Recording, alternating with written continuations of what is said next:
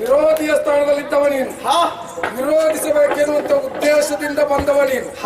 ಆದರೂ ನನ್ನ ಕುರಿತಾಗಿ ನೀನು ಹೇಳ್ತಾ ಇದೆಯಲ್ಲ, ಏನು ಅಲ್ಲ ಎನ್ನುವ ಹಾಗೆ. ಖಂಡಿತ ನಿನ್ನ ಕೆಲಸ ನೋಡಿ ಮೆಚ್ಚಿದ್ದೇನೆ ನಾನು. ಮತ್ತೆ ಯಾವ್ದು ಮೆಚ್ಚಿಲ್ಲ? ಎಲ್ಲವನ್ನೂ ಮೆಚ್ಚಿದ್ದೇನೆ. ಹಾಗಾದ್ರೆ ನನ್ನ ಮಾತನ್ನು ಒಪ್ಪಿ ಅಂತ ಹೇ ಶತ್ರುಘ್ನ, ಹೇಗೆಯಲ್ಲ ಅವನೇಶ್ವರನ್ನೆಲ್ಲ ಗೆದ್ದವ.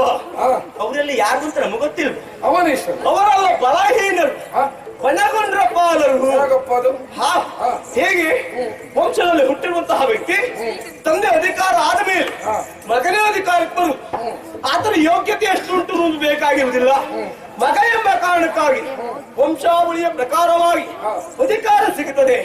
ಅದೇ ರೀತಿಯಲ್ಲಿ ನೀನು ಗೆದ್ದ ವೀರರಲ್ಲ, ಸಾಹಸಿಗಳಲ್ಲ, ತಂದೆಯಿಂದ ಬಳುವಳಿಯಾಗಿ ಸಿಕ್ಕಿರಬಹುದಾದಂತಹ ಅಧಿಕಾರವನ್ನು ವಹಿಸಿ ಕಾಲವನ್ನೇ ಕಳೆಯುತ್ತಿರುವಂತಹ ಒಬ್ಬ ಸಾಮಾನ್ಯ ನಿರ್ಬಲ ಬಲ ಇಲ್ಲದವನನ್ನು ನೀನು ಗೆದ್ದದ್ದು. ಮತ್ತೆ ಹೇಳಿಯಲ್ಲ ಅವರೆಲ್ಲ ಹಾಗೆ ಅಂತ ಆಯ್ತು. ಲವಣಾಸುರ ಎನ್ನುವಂತ ದೈತ್ಯನನ್ನು ನಾವು ಪಡೆದ ವರಕ್ಕೆ ಚ್ಯುತಿಬಾರದಾಗ್ತದೆ ಮುಗಿಸಿದ್ದೇನೆ. ನೀನೇ ಹೇಳಿದ್ದು ಒಳ್ಳೆದಾಯ್ತು. ಅವನಿಗೆ ವರ ಹೇಗೆ? ಅವನ ಆಯುಧದಿಂದಲೇ ಅವನಿಗೆ ಸಾವು ಅಲ್ವಾ? ನೀ ಬಂದದ್ದೇ ಹೇಗೆ? ಅವನ ಆಯುಧದಿಂದಲೇ.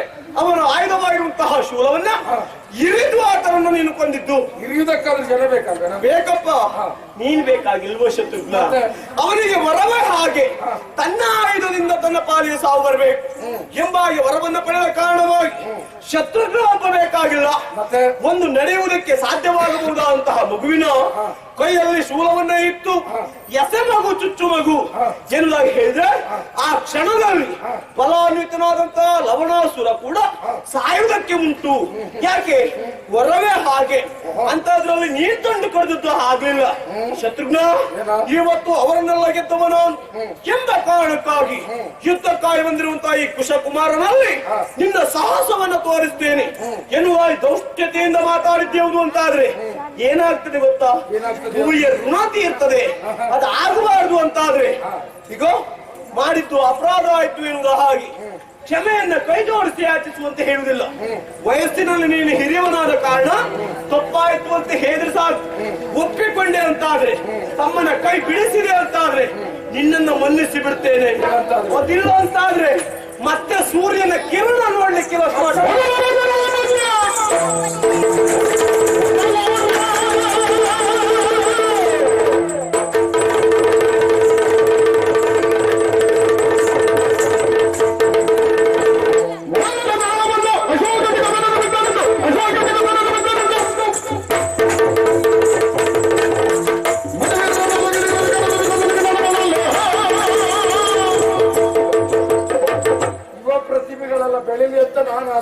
ಅಲ್ಲ. ಆಶಿಸುವವರೆಲ್ಲ ಹೀಗೆ ಮಾಡುದಿಲ್ಲ. ಅಲ್ಲ, ಹೇಳಿದ ಮಾತು ಕೇಳ್ತಾರೆ. ಒಳ್ಳೆ ಕೆಲಸವೇ ಮಾಡುದು. ರಾಮ ಭಕ್ತರೆಲ್ಲ ಒಳ್ಳೆ ಕೆಲಸವೇ ಮಾಡಿದ್ದಾರೆ. ಯಾಕೆ? ಯಾವ ಕಾರಣಕ್ಕೂ ಕೆಟ್ಟದ್ದು ನಮ್ಮಿಂದ ಆಗಬಾರದು ಎನ್ನುವಂತ ಉದ್ದೇಶದಿಂದ ಪ್ರೀತಿ ಪೂರ್ವಕವಾಗಿ ನಿನ್ನಲ್ಲಿ ಗೌರವದಂತೆ ಮಾತಾಡಿದ್ದೀನಿ. ನಮಗೂ ಒಂದ್ ರೀತಿಯ ಬೇಸರ ಉಂಟು.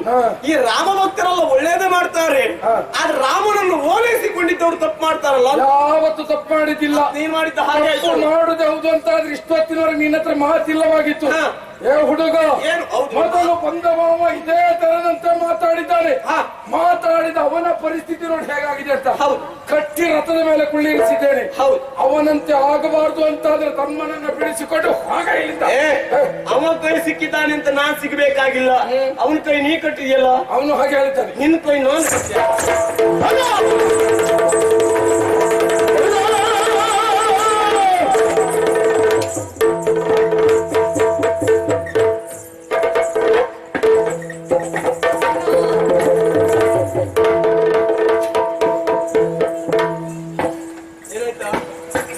ಮಾತ್ರ ಸಂತೋಷ ಆಯ್ತು. ಯಾಕೆ? ಇಷ್ಟೊತ್ತು ಇಟ್ಕೊಂಡಲ್ಲ ಕೈಯೆಲ್ಲ ಮುರಿ ಕಟ್ಟಿದ ಹಾಗಾಗಿ ಮಾಡಬಾರ್ದು ಮಾಡಿದ್ರೆ ಹೀಗೆ ಆಗುದು. ಯಾವುದು ಮಾಡಬಾರ್ದು? ನೀವು ಸ್ವಲ್ಪ ಏನಾದ್ರೂ ಬೆಳಿಬೇಕು ಅಂತಾದ್ರೆ ಅಧಿಕ ಪ್ರಸಂಗ ಸ್ವಲ್ಪ ಕಡಿಮೆ ಮಾಡ್ರಿ. ಯಾವುದು ಅಧಿಕ ಪ್ರಸಂಗ? ಅದಿಲ್ಲ ಅಂತಾದ್ರೆ ಯುದ್ಧಕ್ಕಾಗಿ ಬಂದಿಯಲ್ಲ ಅದು ತಪ್ಪು ಅಂತಲ್ಲ. ಯಾವತ್ತು ಯಾವ ಕೆಲಸ ಮಾಡುದಿದ್ರು ನಾವಿರುವರು ಜೊತೆಯಾಗಿ ಹೋಗು. ಹೌದು. ನೀನ್ ಯಾವ ಕೆಲಸ ಮಾಡುದಿದ್ರು ನನಗೆ ಹೇಳ್ತೀಯಾ, ನಾ ಮಾಡುವ ಕೆಲಸವನ್ನು ನಿನಗೆ ಹೇಳ್ತೇನೆ. ನಿಜವಾಗಿ ನಾವಿಬ್ಬರು ಬೇರೆ ಆಗಿ ಕೆಲಸ ಯಾವತ್ತೂ ಮಾಡ್ಲಿಲ್ಲ ಅಲ್ವೋ? ಆದ್ರೆ ಇವತ್ತು ಮಾತ್ರ ನೀ ಯಾಕೆ ಹೀಗೆ ಮಾಡಿದೆ? ಏನ್ ಮಾಡುವ ಹೇಳೋಣ? ನನ್ನಲ್ಲಿ ಒಂದು ವಿಷಯವನ್ನು ಮುಟ್ಟಿಸಿದೆ.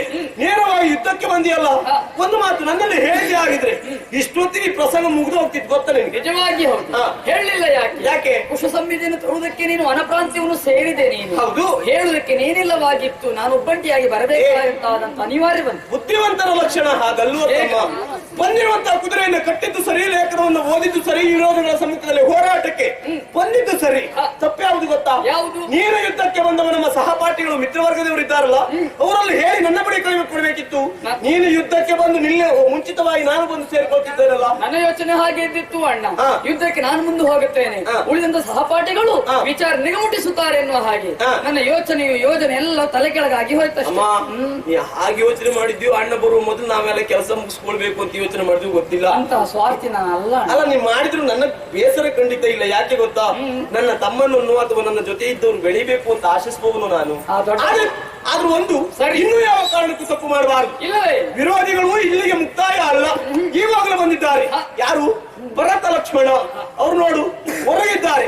ರಾಮ ಸೇನೆಯಲ್ಲಿ ಕೆಲವರೆಲ್ಲ ಈವಾಗಲೇ ಹೊರಗಿದ್ದಾರೆ, ಇನ್ನು ಕೆಲವರೆಲ್ಲ ಹೊರಗಬೇಕು ಅಂತ ತಲೆ ಅಡ್ಡ ಹಾಕಿದ್ದಾರೆ. ಇನ್ನು ಕೆಲವರೆಲ್ಲ ನಮಗಿನ್ನು ಕಾಣುವುದಕ್ಕೆ ಆಗುದಿಲ್ಲ ಅಂತ ಎದ್ದು ಹೋಗುವ ನಿಶ್ಚಯದಲ್ಲಿದ್ದಾರೆ. ನಮ್ಮ ನಿರೀಕ್ಷೆ ಖಂಡಿತವಾಗಿ ಇವರದ್ದಲ್ಲ. ಸೇನೆಯ ನೇತಾರ ರಾಮಚಂದ್ರ ಇದ್ದಾನೆ ಅಂತ ಹೇಳಿದ್ನಲ್ಲ, ಅವ ಬರಬೇಕು. ಅಲ್ಲ ವರ್ತಮಾನವನ್ನ ಕೇಳಿ ಬಂದ ಬರ್ತಾನೆ ನೋಡಿ.